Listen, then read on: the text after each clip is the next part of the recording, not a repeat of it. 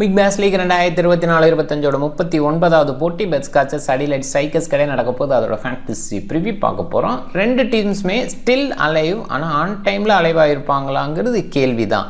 இது என்ன குழப்பம் அப்படின்னு கேட்டால், இன்றைக்கி டேயில் ரெண்டு போட்டி, ஒரு போட்டியில் ரெனேகேட்ஸ் அண்டு ஹீட் விளையாடுறாங்க. அதில் ஹீட் ஜெயிச்சிட்டாங்கன்னா ரெனேகேட்ஸை வெளியில் தள்ளுறது மட்டும் இல்லை, பெட்ஸ்காச்சர்ஸ் அண்டு ஸ்ட்ரைக்கர்ஸையும் வெளியில் தள்ளுவாங்க. அந்த மாதிரி சுச்சுவேஷன் இருக்குது. அதனால் அந்த போட்டியில் ரெனேகேட்ஸ் ஜெயித்தாங்கன்னா பெட்ஸ்காச்சர்ஸ் அண்ட் அடிலைட் ஸ்ட்ரைக்கர்ஸ் அலைவாக இருக்க முடியும். அப்போ இன்ட்ரெஸ்டிங்கான மேட்சாக போக வாய்ப்பு.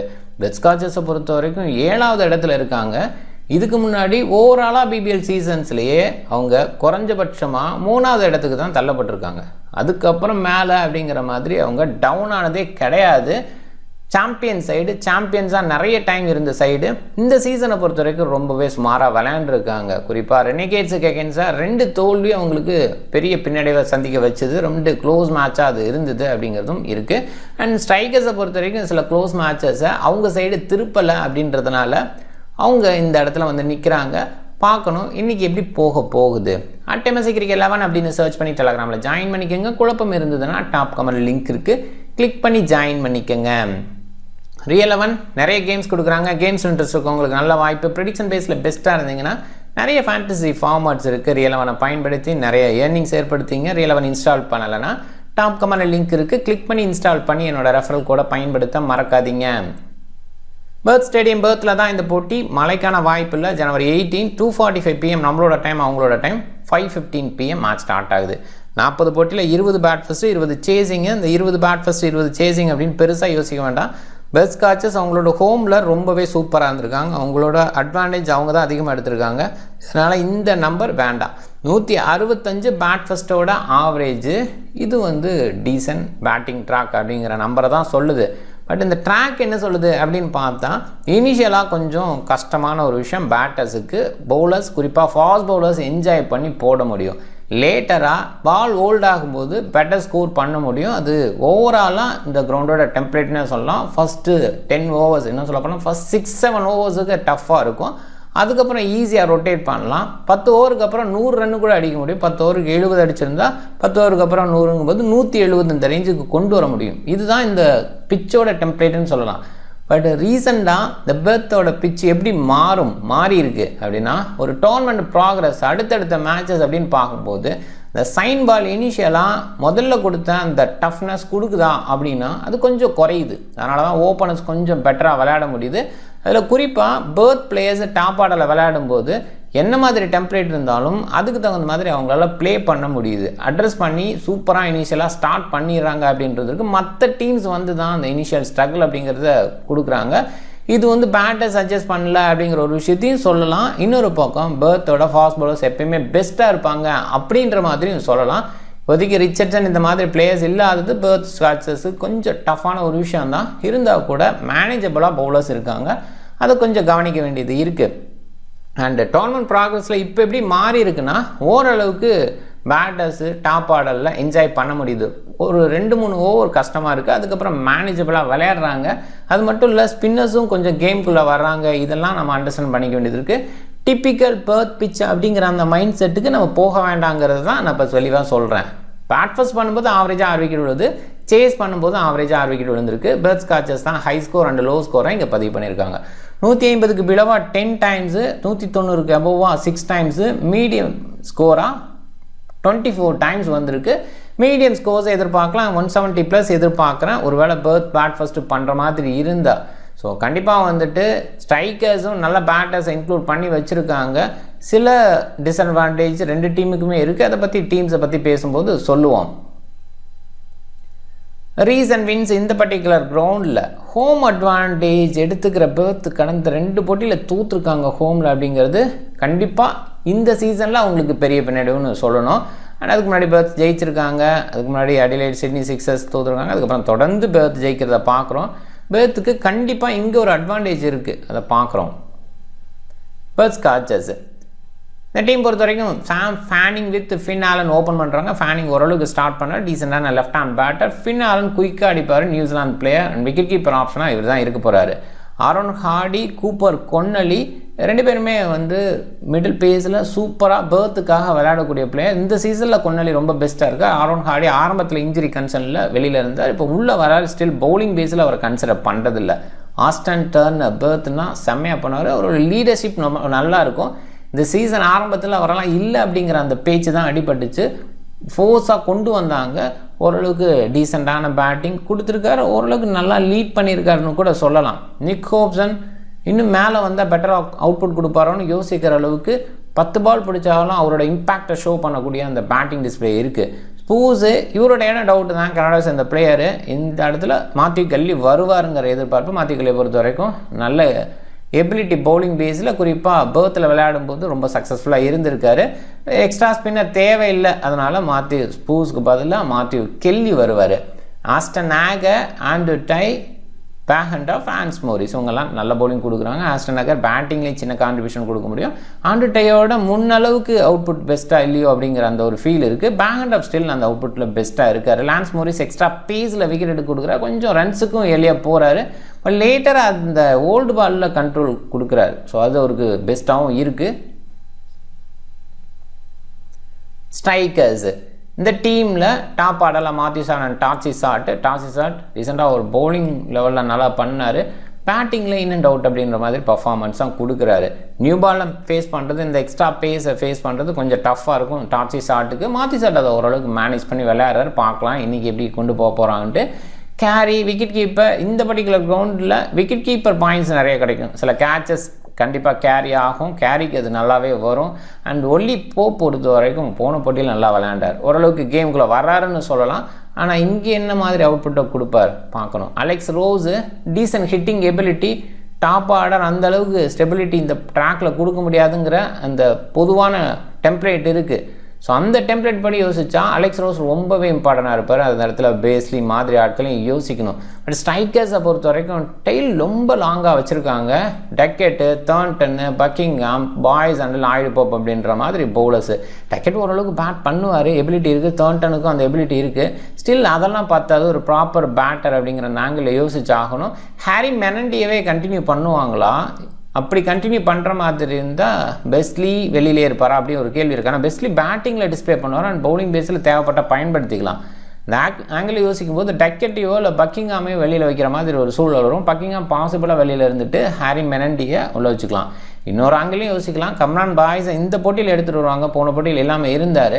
கம்ரான் பாய்ஸை வெளியிலே வச்சுட்டு ஹாரி மெனண்டியை அப்படியே தொடரலாம் அப்படின்னு யோசிச்சா அது நல்ல முடிவாக தான் நான் பார்க்குறேன். ஏன்னா இந்த ட்ராக்குக்கு லாய்டு போப் ஒரு ஸ்பின்னர் தேவைப்பட்டால் டாசி சாட், மாத்யூ சாட் மாதிரி ஸ்பின்னர்ஸும் இருக்காங்க. அப்படிங்கும்போது டெஃபினட்டாக அப்படியே போகலாம். ஹாரி மெனண்டி பேட்டிங் பேஸில் நல்லா பண்ணுவார். இட்டாலி டீமுக்காக விளையாடுறாரு. என்ன தான் இங்கே பென் மெனண்டி இவங்களோட இங்கே ஆஸ்திரேலியாவில் நிறைய விளையாண்டா கூட இட்டாலி டீமுக்காக தனிப்பட்ட முறையில் விளையாடுறாரு. அப்படின்றதுனால அந்த ஒரு அனுபவமும் இருக்குது.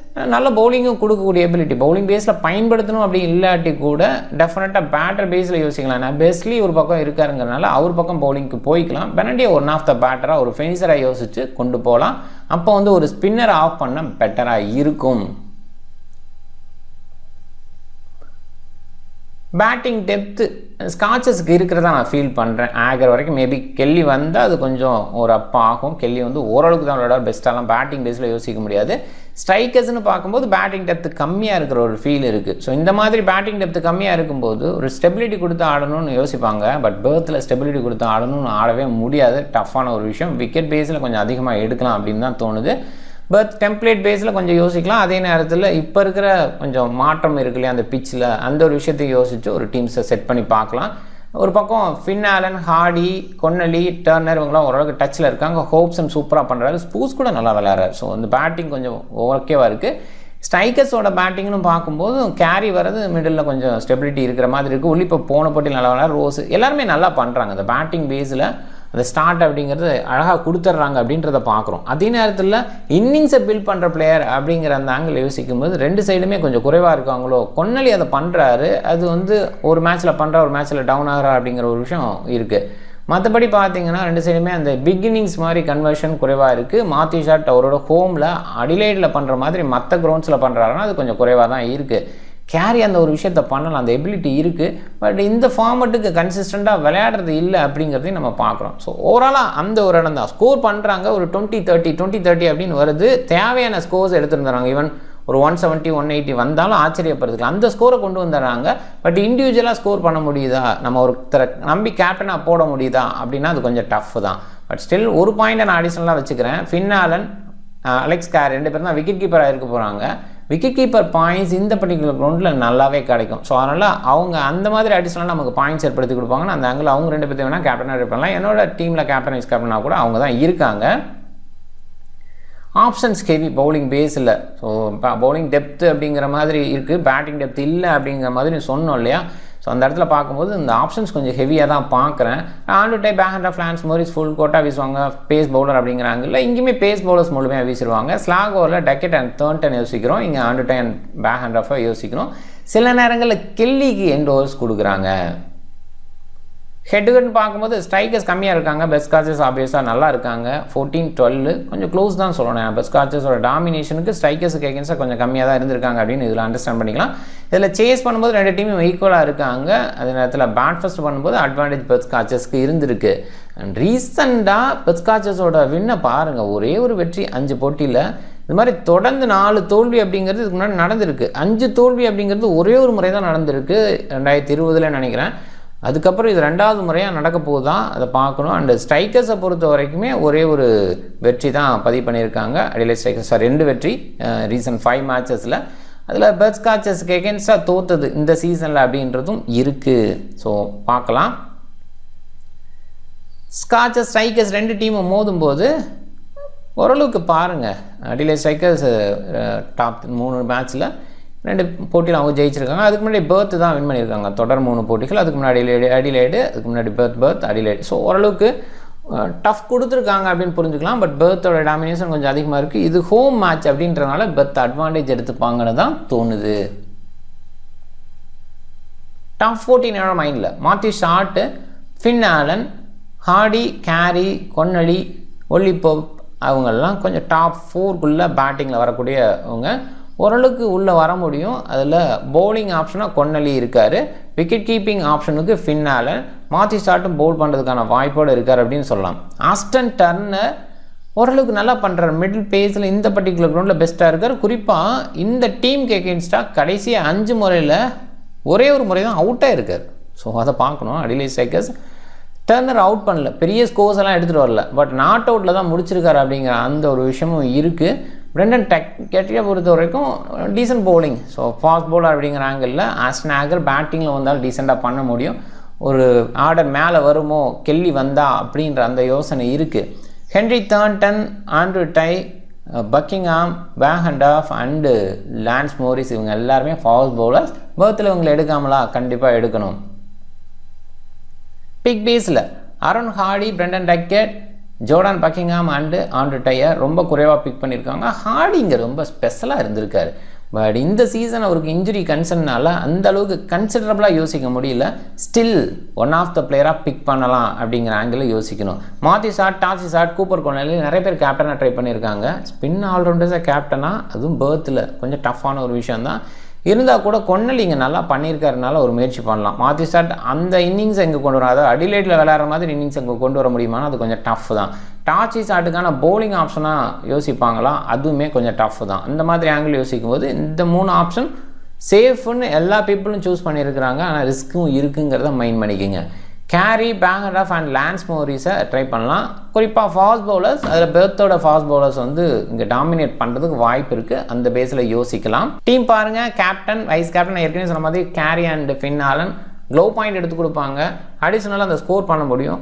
ஓப்பனர்ஸ் ஓரளவுக்கு டீசெண்டாக ஸ்டார்ட் பண்ண முடியும்னு நினைக்கிறேன். இப்போ கொஞ்சம் டவுன் ஆகிருக்கு ட்ராக் அப்படின்ற அந்த ஆங்கிள் யோசிச்சு, இல்லைனா நீங்கள் கேரி மிடில் தான் இருக்கிற 1 டவுன் பேட்ஸ்மேனாக இருக்கிறதுக்கு வாய்ப்பு அப்படிங்கிற இடத்துல அவர் கொஞ்சம் யோசிச்சுட்டு ஃபின் ஆலனுக்கு பதிலாக நீங்கள் வைஸ் கேப்டனாக மாற்றி ஷாட்டில் கொன்னலி இப்படி யோசிக்கலாம், தப்பு கிடையாது. ஹார்டியை நான் எடுத்திருக்கேன், மேலே வந்து வேறு பேட்ஸ்மேன் யோசிக்கலாம். குறிப்பாக டாச்சி ஷாட்டை யோசிக்கலாம். டாச்சி ஷாட் இங்கே எந்த அளவுக்கு அக்செப்ட் பண்ணி விளையாடுறாரு அப்படிங்கிறது கேள்வியாக இருக்கனால அவரை மிஸ் பண்ணுறேன். ஆனால் பவுலிங் பேஸில் சில நேரங்களை கன்சிடர் பண்ணி கொடுத்துட்டாங்கன்னா அதை பார்க்குறோம். அண்டு ஒரு பக்கம் பாய்ஸ் வந்துட்டாருன்னா கண்டிப்பாக மோஸ்ட்லி டாஸ் சைடு நிறைய போக மாட்டாங்க. ஸோ அதையுமே கொஞ்சம் கவனித்து அதுக்கு தகுந்த மாதிரி நம்ம டீமை மாற்றணும். மாற்றி ஷாட் டீசெண்டான பிளேயர், நிறைய பேர் கேப்டனாக ட்ரை பண்ணியிருக்காங்க, ஓகேன்னு சொல்லலாம். ஆண்ட்ரூ டை இப்போதைக்கு பெஸ்ட்டாக இல்லை. இந்த 2 டீமுக்கு இடையில் அதிக விக்கெட்டுன்னு பார்த்தா 20 விக்கெட் அப்படிங்கிற ரேஞ்சுக்கு ஆண்ட்ரூ டை எடுத்திருக்காரு. ஸோ அந்த வகையில் ஒரு சின்ன அட்வான்டேஜ் எடுத்துக்கலான்னு தோணுது. இன்னொரு சைடு 10 விக்கெட்டு அகேன்ஸ்ட் ஸ்காட்சஸ் அப்படிங்கிற மாதிரி Thornton எடுத்திருக்காரு. ஸோ இந்த சைடு டாப் விக்கெட் டேக்கர்னு யோசிக்கும் போது பார்க்கலாம். ஜேசன் பேஹர், லான்ஸ் மோரிஸ் ஆப்வியஸாக அவங்க விக்கெட் டேக்கிங்கில் பெஸ்ட்டாக இருக்காங்க. ஆண்ட்ரூ டைக்கு ஓவரா அப்படின்றதையும் பார்க்குறோம். டக்கெட் அண்ட் லாய்டு போப்பு நல்லா பண்ணிகிட்ருக்காங்க. ஸோ லாய்டு போப்பு குறிப்பாக விக்கெட் டேக்கிங்கில் பெஸ்ட்டாக இருக்கார். கொஞ்சம் ரன்ஸுக்கு சில நேரங்களில் போயிடறாரு. ஓரளவு கண்ட்ரோல் இருக்குது அவர்கிட்ட, அதை சொல்லணும். முதல் போட்டியில் அவரால் மேட்ச் போச்சு அப்படிங்கிறது ஞாபகம் இருக்கட்டும். ஸோ இந்த மாதிரி சில விஷயங்கள் மைண்ட் பண்ணிவிட்டு ஓவராலாக ஒரு டீம் செட் பண்ண பாருங்கள். உங்களோட டீம் செட் பண்ணிங்கன்னா பெஸ்ட்டாக இருக்கும். நிறைய நேரங்களில் ஆன் டைமில் நான் கொடுக்குறது ஜிஎல் டீமா எஸ்எல் டீமா அந்த கேள்வி வருது. என்னோடய டீம் அவ்வளோதான். அது நான் சில நேரங்களில் எஸ்எல்லில் பயன்படுத்துவேன், சில நேரங்களில் பயன்படுத்த மாட்டேன். அதை நான் மென்ஷன் பண்ண முடியாது ஆன் டைமில், அது ஒரு விஷயம் இருக்குது. ஸோ ஓவராலாக நான் டீம் போட்டாலும் அது 1/4க்கான ஒரு டீமாக தான் போடுறேன். உங்களுக்கு விருப்பம் இருந்தால் போடுங்க. முடிஞ்ச அளவுக்கு இவ்வளோ இன்ஃபர்மேஷன் கொடுக்குறேன். உங்களோட ஓன் டீமை க்ரியேட் பண்ண பாருங்கள். ஏன்னா அந்த டைமில் நான் பெஸ்ட் மோடில் இருந்தேன்னா அப்போ நான் பெஸ்ட்டாக கொடுக்கலாம். அந்த இடத்துல நான் டெஸ்க்டாப் மோடில் இருந்தேன்னா அப்போ உங்களுக்கு நல்ல டீம் கொடுப்பேனான்னு சொல்ல முடியாது. ஸோ அதனால் முடிஞ்ச அளவுக்கு உங்களோட மோடுக்கு டீமை செட் பண்ண பாருங்கள். அது உங்களுக்கு ஹெல்ப்ஃபுல்லாக இருக்கும். நீங்கள் டிஃப்ரெண்ட் டீமை ட்ரை பண்ணுங்கள். அந்த வீடியோ பிடிச்சிருந்தா லைக் பண்ணுங்கள், உங்கள் ஃப்ரெண்ட்ஸுங்களுக்கு ஷேர் பண்ணுங்கள். சேனலை சப்ஸ்கிரைப் பண்ண மறக்காதீங்க. மிக்க நன்றி.